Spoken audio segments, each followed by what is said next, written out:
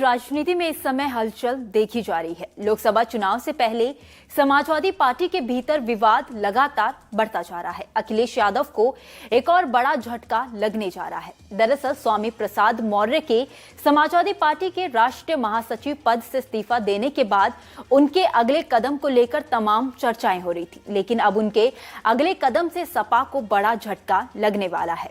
स्वामी प्रसाद मौर्य अपनी नई पार्टी का ऐलान करने जा रहे हैं। रिपोर्ट्स के मुताबिक स्वामी प्रसाद मौर्य 22 फरवरी को अपनी नई पार्टी का ऐलान करेंगे। स्वामी प्रसाद मौर्य ने कहा है कि अब 22 फरवरी को नई पार्टी के गठन के साथ ही आगे की दिशा तय होगी।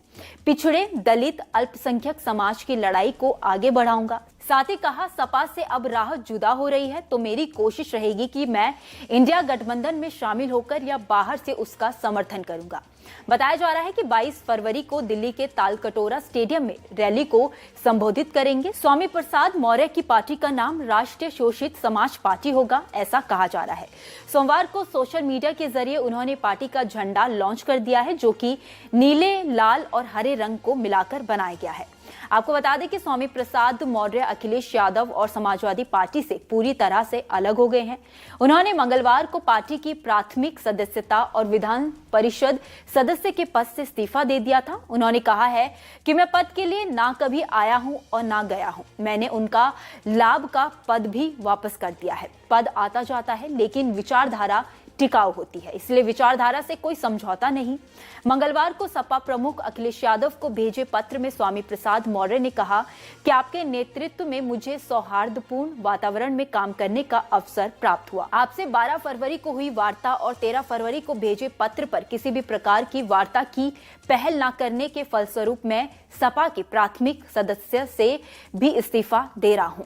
इसके साथ ही विधान परिषद के सभापति को पत्र भेजकर एमएलसी पद से इस्तीफा दिया है।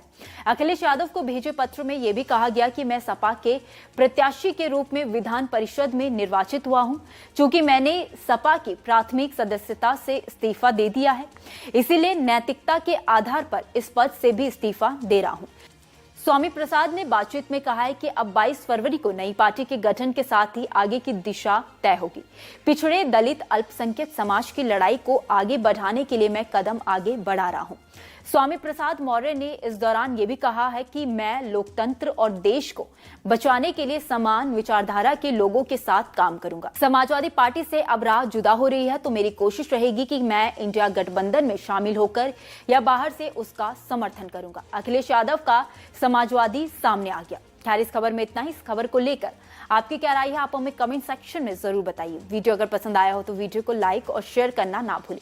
बाकी देश और दुनिया की तमाम बड़ी अपडेट्स के लिए देखते रहिए न्यूज़ नेशन का डिजिटल प्लेटफॉर्म।